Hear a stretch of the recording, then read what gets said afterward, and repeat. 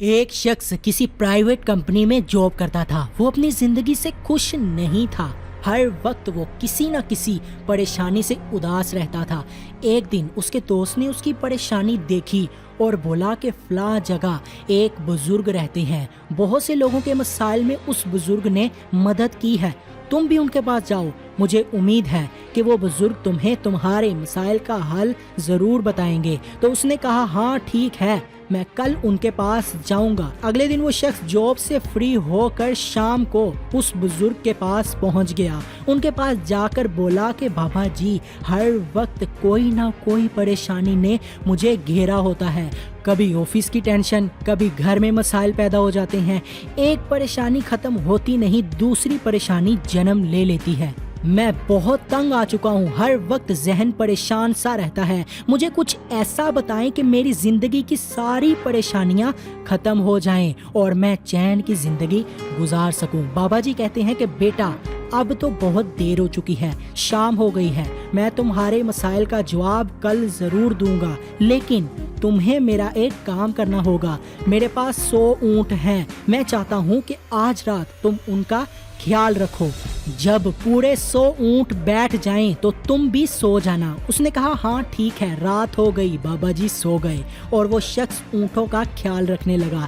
جب صبح ہو گئی تو بابا جی نے پوچھا بیٹا تمہیں کیسی نیند آئی؟ تو وہ بہت دکھی ہوتے ہوئے بولا کہ میں تو ایک پل بھی نہیں سو سکا، میں نے بہت کوشش کی کہ سبھی اونٹوں کو بٹھا لوں اور پھر سکون سے سو جاؤں، لیکن ایسا نہ ہو سکا۔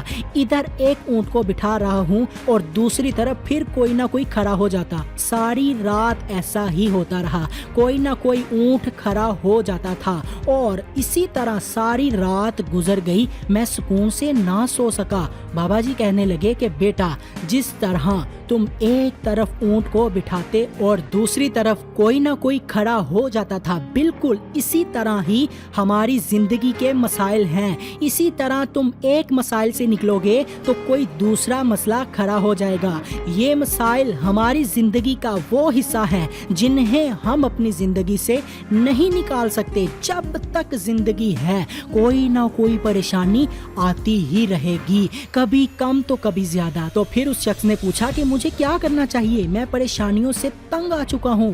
اس بزرگ نے مسکراتے ہوئے ایک ہی بات بولی کہ ان مسائل کے باوجود جینا سیکھو، ورنہ مسائل سے پریشان ہوتے ہی رہ جاؤ گے اور یہ زندگی کب ختم ہو جائے گی تمہیں پتہ بھی نہیں چلے گا، بالکل ویسے ہی جیسے کل کی رات ختم ہو گئی۔ تم سکون سے سو نہیں پائے اور سب اونٹوں کو نہیں بٹھا سکے، رات بھی پریشانی میں گزر گئی اور کام بھی نہ ہو سکا۔ آج رات بھی کوشش کرو گے تب بھی 100 کے 100 اونٹ تم نہیں بٹھا سکو گے، اور اگر تم یہی کرتے رہے تو ساری زندگی سو بھی نہیں پاؤ گے۔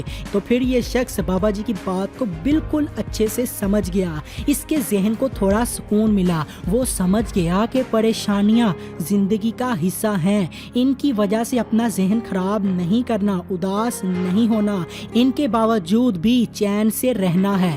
حضرت علی رضی اللہ تعالی عنہ نے فرمایا کہ پریشانی حالات سے نہیں بلکہ خیالات سے آتی ہیں۔ تو دوستو، اپنے خیالات ٹھیک کر لیں، مسائل کو دیکھنے کا نظریہ ٹھیک کر لیں، حالات کبھی خراب نہیں ہوں گے۔